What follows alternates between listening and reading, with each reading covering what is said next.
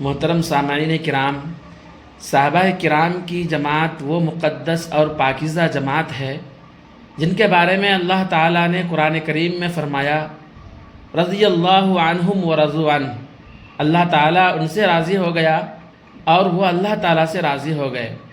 یہ وہ پاکیزہ اور مقدس جماعت ہے جن کے بارے میں اللہ کے نبی صلی اللہ علیہ وسلم نے ارشاد فرمایا اصحابی کالنجوم بأیہم اقتدیتم اہتدیتم، یعنی میرے صحابہ ستاروں کے مانند ہے، ان میں سے تم جن کی بھی اقتداء کرو گے کامیابی پالو گے، یعنی ان کی پیروی اور اتباع کرنے سے اللہ تعالیٰ جنت عطا فرمائیں گے۔ اسی عنوان پر حضرت مولانا عالمگیر قاسمی صاحب نے جمعے کے بیان میں بہترین اور شاندار خطاب فرمایا ہے۔ آپ حضرات کے سامنے وہ بیان پیش کیا جا رہا ہے۔ آپ سے درخواست ہے کہ ویڈیو کو آخر تک دیکھیں تاکہ حضرت کے بیان سے استفادے کا موقع ملے۔ حاضرین مجلس، بزرگوں، دوستوں، میرے اسلامی دینی بھائیوں، کائنات کی جب تاریخ پڑھی جاتی ہے تو ہر زمانے کے اندر اسلام کی بہتری کرنے کے لیے، اسلامی اسکالروں کو ختم کرنے کے لیے، اسلامی کتب کو خرد برد کرنے کے لیے باطلین اپنے اپنے انداز اور لباس میں آتے رہے ہیں۔ حضرت موسیٰ علیہ السلام کا تفصیلی واقعہ قرآن مجید میں موجود ہے۔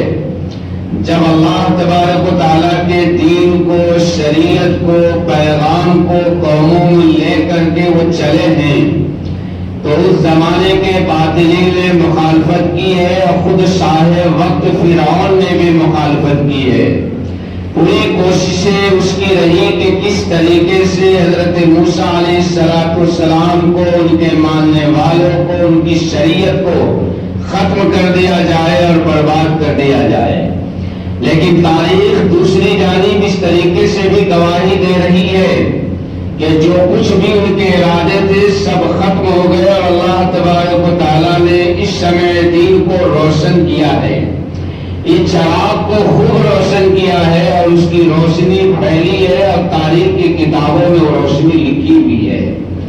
حضرت ابراہیم علیہ السلام کی عجیب و غریب تاریخ ہے کہ اس زمانے کے شاہ نمرود نے، قوم نمرود نے ابراہیم علیہ السلام، ان کے چہتوں کو، ان کی دین کو، ان کی شریعت کو برباد کرنے کے لیے کیا کچھ نہیں کیا، لیکن اللہ تبارک و تعالیٰ نے اس سمے دین کو، اس دین کے مبلغ کو، اس دین کے ماننے والوں کو بھی چمکایا ہے۔ دنیا کے اندر تاریخی اوراق پہ سنہرے القاب سے، سنہرے الفاظ سے ان کے نام لکھے گئے۔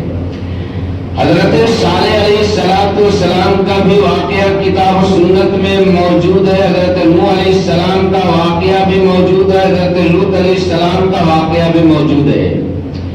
ان نبیوں کو، ان رسولوں کو پڑھنے سے اتنا معلوم اور پتہ چلتا ہے کہ ہر زمانے میں کچھ لوگ ایسے رہے ہیں جو دین کی صداقت کو ختم کرنے کے لیے اور اس شریعت کو برباد کرنے کے لیے ان لوگوں نے بڑی کوششیں کی ہے۔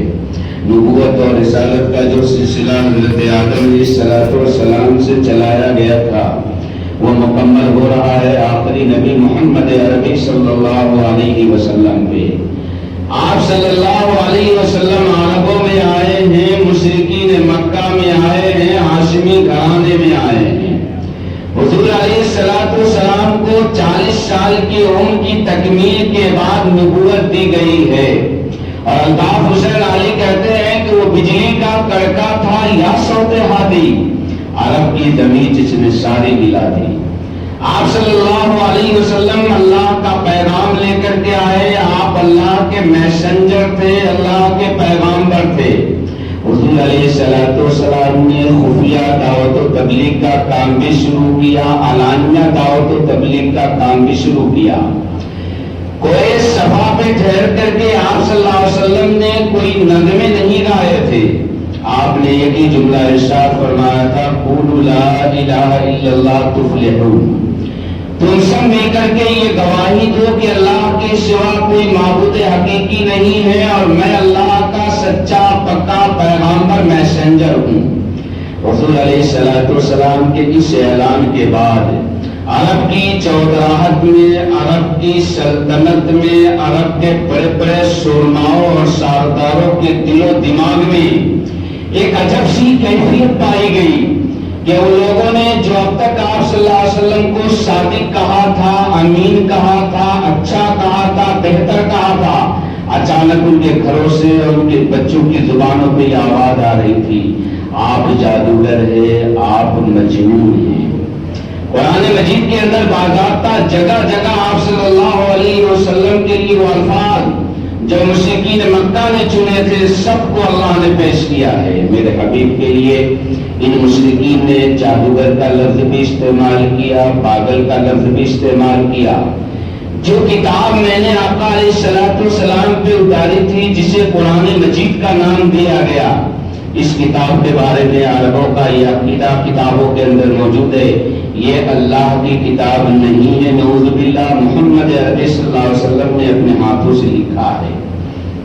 قرآن نے تردید کی، قرآن نے صاف کہا کہ میرے نبی کے بارے میں یہ سارے الزامات غلط ہیں اور جھوٹے ہیں، جادوگر نہیں ہے میرے نبی، آپ صلی اللہ علیہ وسلم مجنون بھی نہیں ہیں، پاگلوں سے ایسی باتیں نہیں سننے کی ملتی۔ جس کتاب کے بارے میں تم یہ کہتے ہو کہ انہوں نے اپنے ہاتھ سے لکھا ہے، تم تو قلم اور زبان کے شہنشاہ اور بادشاہ ہو، اور تمہیں چیلنج ہے، وَإِن كُنتُمْ فِي رَيْبٍ مِّمَّا نَزَّلْنَا عَلَىٰ عَبْدِنَا فَأْتُوا بِسُورَةٍ مِّن مِّثْلِهِ۔ قرآن مجید کی کسی آیت میں، قرآن کے کسی جملے میں، قرآن کے کسی لفظ میں تمہیں شک ہے، چیلنج ہے، تم سب بڑے بڑے ادبا ہو، بڑے بڑے فصحاء ہو، بڑے بڑے بلغاء ہو، لکھ کر کے لاؤ۔ بڑے بڑے شعراء اس زمانے میں موجود تھے، عربی کے بہترین جانکار تھے، عربی کے بڑے بڑے اسکالر تھے، قرآن کی آیتیں ان کے سامنے آ رہی ہے، اِنَّا أَعْطَيْنَاكَ الْكَوْثَرَ فَصَلِّ لِرَبِّكَ وَانْحَرْ إِنَّ شَانِئَكَ هُوَ الْأَبْتَرُ۔ لاؤ اس کی مثال۔ مہینوں خانہ کعبہ کے دروازے پہ یہ آیت لٹکی ہوئی ہے، اس سورہ کو لٹکایا گیا ہے، عربوں نے دردماندگی کی حالت میں یہ اعلان کیا ہے، لَيْسَ هَذَا مِن كَلَامِ بَشَرٍ، یہ انسانوں کا کلام نہیں ہے۔ وہ کعبہ کی دیواریں گواہ ہے جہاں آپ صلی اللہ علیہ وسلم رات کی تاریکیوں میں قرآن پڑھا کرتے تھے، اور عرب کے شعراء جا کر کے سنا کرتے تھے، دل اور دماغ سے وہ گواہی دیتے تھے کہ یہ انسان کا کلام نہیں ہو سکتا، یہ رب کائنات کا کلام ہے۔ وہ جانتے تھے عربی گرامر کو، عرب کے اتار اور چڑھاؤ کو، عربی جملے کے نیچ اور اونچ کو اچھی طرح سمجھتے تھے، لیکن اس کے باوجود ضد اور ہردرمی میں تھے۔ پر اللہ تبارک و تعالیٰ نے کچھ ایسے لوگ بھی تیار کیے جو عرب کے صحرا نورد اونٹ چڑھایا کرتے تھے، عرب کی جنگلاتی زندگی سے وہ مانوس تھے اور جنگلاتی زندگی میں گزارا کرتے تھے۔ آپ صلی اللہ علیہ وسلم کی ہدایت کے اس چراغ کی روشنی ان لوگوں نے دی ہے، اور اپنے دل کے بجھے ہوئے دیے کو ان لوگوں نے روشن کیا ہے، اور ایسی روشنی آئی کہ وہ جو خود نہ تھے راہ پر اوروں کے ہادی بن گئے۔ کیا نظر تھی جس نے مردوں کو مسیحا کر دیا۔ آپ صلی اللہ علیہ وسلم کا پیغام ان لوگوں تک پہنچا، اور حضور علیہ السلام کی 13 سالہ دعوت و تبلیغ کی بنیاد پر وہاں پر بڑے بڑے علماء، بڑے بڑے فقہاء، بڑے بڑے مفسرین صحابہ تیار ہوئے۔ آپ صلی اللہ علیہ وسلم کا یہ پیغام ان کے گھر تک گیا، ان کے دلوں تک گیا، ان کے خاندان تک گیا، ان کے رشتہ داروں تک گیا، ان کے کانوں سے ان کے دل کے نہا خانوں میں بیٹھا ہے۔ اور وہ لوگ ایسے ہو گئے کہ کبھی دار ارقم پہ جا کے سیکھتے ہیں، کبھی گلی کوچوں میں جا کر پڑھتے اور پڑھاتے ہیں، کبھی چلتے ہوئے لوگوں کو بتلاتے ہیں۔ ان کا بہترین چراغ روشن کیا حضور علیہ السلام کی یہ دعوت و تبلیغ مدینہ المنورہ بھی پہنچی ہے، وہاں کے وفود بھی آنے شروع کیے۔ بیعت عقبہ اولیٰ، بیعت عقبہ ثانیہ، بیعت عقبہ ثالثہ، تینوں بیعت کے اندر ان لوگوں نے اسلام کو سیکھا، اسلام کو سمجھا ہے، اور آپ صلی اللہ علیہ وسلم کی ہجرت سے پہلے مدینہ کی گلی گلی میں، کوچے کوچے میں اسلامی تعلیم کا چراغ روشن ہو چکا ہے۔ یہ کون لوگ ہیں؟ ان لوگوں کو قرآن مجید کے اندر محمد عربی صلی اللہ علیہ وسلم کو صحابہ کا نام دیا جاتا ہے۔ یہ صحابی رسول ہیں، اور صحابی کسے کہتے ہیں؟ جنہوں نے ایمان کی حالت میں آپ صلی اللہ علیہ وسلم سے ملاقات کی ہو کچھ لمحے گزارے ہوں، آپ کے پاس بیٹھک کی ہو، آپ سے بات چیت کی ہو، جن کی آنکھوں میں بینائی تھی آنکھوں سے دیکھا ہے، جن کی آنکھوں میں بینائی نہیں تھی کانوں سے سنا ہے۔ ایمان کی حالت میں یہ رہے ہوں، ایمان کی حالت میں ہی ان کا انتقال ہوا ہو، ان کو قرآن صحابی کہتا ہے۔ کچھ لوگ اور تھے جو سابقین اولون میں شمار ہوتے ہیں، مکہ کے اندر وہ پہلے مسلمان ہونے والے ہیں۔ کچھ لوگوں ہیں جو ہجرت کے بعد پہلے مسلمان ہوئے، کچھ لوگوں ہیں جو بیعت رضوان والے ہیں، کچھ لوگوں ہیں جو فتح مکہ والے ہیں۔ اس کے بعد صحابہ کرام کی ایک تعداد ہے جو حجۃ الوداع میں موجود ہے، 1,24,000۔ یہ کون لوگ ہیں؟ یہ وہ لوگ ہیں جن کو آپ صلی اللہ علیہ وسلم نے سنوارا ہے، بنایا ہے، تیار کیا ہے، سمجھایا ہے، امت کے سامنے سوغات کے طور پر پیش کیا ہے۔ یہی وہ صحابہ ہیں جن کے بارے میں قرآن صاف اعلان کرتا ہے، والسابقون الاولون من المہاجرین والانصار والذین اتبعوهم بإحسان رضی اللہ عنہم ورضوا عنہ، کہ اللہ ان سے راضی ہو چکا ہے اور اللہ سے یہ لوگ بھی راضی ہو چکے ہیں۔ یہ وہ لوگ ہیں جن کے بارے میں قرآن کہتا ہے محمد صلی اللہ علیہ وسلم اللہ کے رسول ہیں، اور جو لوگ ان کے ساتھی ہیں ان کی یہ پہچان ہے، آپس میں بڑے رحم دل ہے۔ جب مشرکین سے وہ لڑنے کے لیے تیار ہوتے ہیں تو فولاد بن جاتے ہیں، سیماہم فی وجوہہم، ان کی پیشانیوں پہ ہم نے نشانی لگا رکھی ہے، مجھے کس قدر مناتے ہیں، مجھے کس قدر آ کر کے یاد کرتے ہیں۔ یہ وہ لوگ ہیں جن سے میں راضی ہوں، یہ وہ لوگ ہیں جنہوں نے اللہ کی راہ میں جہاد کیا اپنی جان سے، اپنے مال سے، میں ان سے راضی ہوں، ان کا درجہ بہت بلند ہے۔ قرآن نے کہیں تفریق نہیں کی ہے کہ اس صحابی کا یہ درجہ، اس صحابی کا یہ درجہ ہے، کہ فلاں ساتھی کو ہم مانتے ہیں، فلاں کو نہیں مانتے ہیں۔ آپ صلی اللہ علیہ وسلم نے وضاحت کیا، صحابی کالنجوم فبأیہم اقتدیتم اہتدیتم، میرے صحابہ جتنے بھی ہیں سب ستارے کی مانند ہے، جس کسی کا تم دامن تھام لوگے جنتی ہو جاؤ گے۔ حضور علیہ السلام نے فرمایا، یاد رکھو میرے صحابہ نے جو کچھ بھی اللہ کی راہ میں خرچ کیا ہے، تم اپنی پوری زندگی ایک ایک کر کے وہاں پہاڑ کے برابر بھی اگر سونا خرچ کرو گے، جو انہوں نے خرچ کیا ہے آدھے مجھ کے برابر بھی تم نہیں آ سکتے ہو۔ یعنی قلت کو بیان کیا آپ صلی اللہ علیہ وسلم نے کہ تم پوری زندگی اللہ کی راہ میں دولتیں خرچ کرتے رہو، مال خرچ کرتے رہو، لیکن میرے صحابہ کرام نے جو اللہ کی راہ میں خرچ کیا ہے اس کے قریب بھی نہیں آ سکتے ہو۔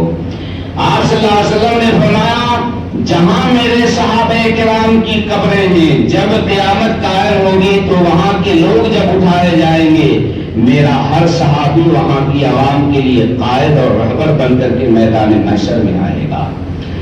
آپ صلی اللہ علیہ وسلم نے فرمایا، جن جن علاقوں میں میرے صحابہ کرام مدفون ہیں ان علاقوں کی عوام کی مغفرت انشاءاللہ ان صحابہ کرام کی وجہ سے ہو جائے گی۔ آپ صلی اللہ علیہ وسلم نے فرمایا، خوشخبری ان لوگوں کے لیے جنہوں نے مجھے دیکھا ہے، اور ان لوگوں کے لیے بھی جنہوں نے میرے دیکھنے والے کو دیکھا ہے۔ یعنی صحابہ کرام کی بھی تعریف کی اور تابعین اعظام کی بھی تعریف کی۔ آپ صلی اللہ علیہ وسلم کے دیکھنے ملاقات کرنے والے پہ صحابہ کا اطلاق ہوتا ہے، اور صحابہ کرام سے ملنے والے کو تابعی بولا جاتا ہے۔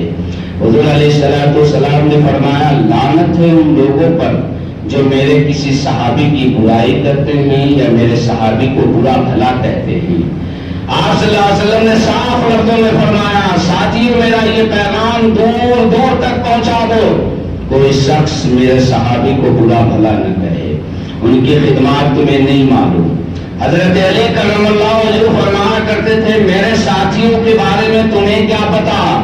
یہ وہ لوگ تھے جو رات کی تاریکیوں میں اللہ کو رو رو کر منایا کرتے تھے، دن کے اجالے میں میدان کارزار میں جایا کرتے تھے، جو اللہ کی راہ میں شہید ہو جاتے تھے ان کی تعزیت نبی کی جانب سے کی جاتی تھی، اور جو بچ کر کے آتے تھے ان کو بے انتہا خوشخبریاں سنائی جاتی تھی۔ یہ لوگ تھے کہ جب بھی ان کو اسلام کے لیے آواز دی جاتی تھی ذرا برابر بھی ٹال مٹول نہیں کرتے تھے، فوراً میدان میں آتے تھے۔ یہ قرآن پڑھنے والے تھے، یہ حدیث پڑھنے والے تھے، یہ نبی پہ جان چھڑکنے والے تھے، نبی کی ایک ایک ادا کو یہ قبول کرنے والے تھے، یہ آخرت کے لیے تڑپتے تھے، یہ جہنم کے بارے میں سن کر کے بے انتہا روتے تھے، جنت کی خوشخبریوں کو اپنے سینے میں بساتے تھے۔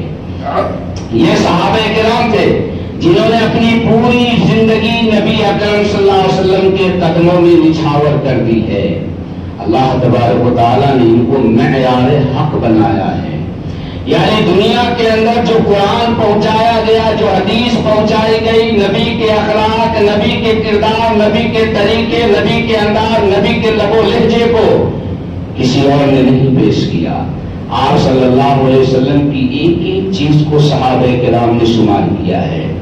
تمام انبیاء کی تاریخ پر جتنی کتابیں لکھی گئی ہیں آپ سب کو جمع کریں، تاریخ میں کہیں پر بھی کوئی ایسا لفظ نہیں ملے گا ان کے ساتھیوں نے اپنے نبی کے سر کے بال اور داڑھی کے سفید بالوں کو گنا، لیکن حضور علیہ السلام کی ساتھیوں کی روایتیں صاف آ رہی ہے۔ آپ صلی اللہ علیہ وسلم کے سر اور داڑھی کے بال ایک قول کے مطابق 17، ایک قول کے مطابق 18، ایک قول کے مطابق 20۔ یہ گنتی کیسے گنی ہے ان لوگوں نے؟ کس قربت کے ساتھ آقا علیہ السلام نے دیکھا، آقا علیہ السلام کو ان لوگوں نے دیکھا ہے۔ پیشانی کیسی تھی، ناک کیسی تھی، چہرہ کیسا تھا، بال کیسا تھا، چلتے کیسے تھے، بیٹھتے کیسے تھے، بولتے کیسے تھے، دانتوں کے درمیان کتنا فاصلہ تھا، یہ تک بھی صحابہ کرام نے پیش کیا ہے۔ آنکھوں کے اوپر جو بھویں ہوتی ہے وہ بال کیسے تھے وہاں پہ، آپ صلی اللہ علیہ وسلم کے پلکوں کا ذکر ہے، آپ صلی اللہ علیہ وسلم کی خواہشات کا ذکر ہے، آپ صلی اللہ علیہ وسلم کی عبادات کا ذکر ہے، آپ صلی اللہ علیہ وسلم کے ذکر اور اذکار کا ذکر ہے۔ آپ کس روایت کو بیان کرتے ہوئے کہاں پر ہنسے تھے اس کو بھی صحابہ نے یاد کیا ہے۔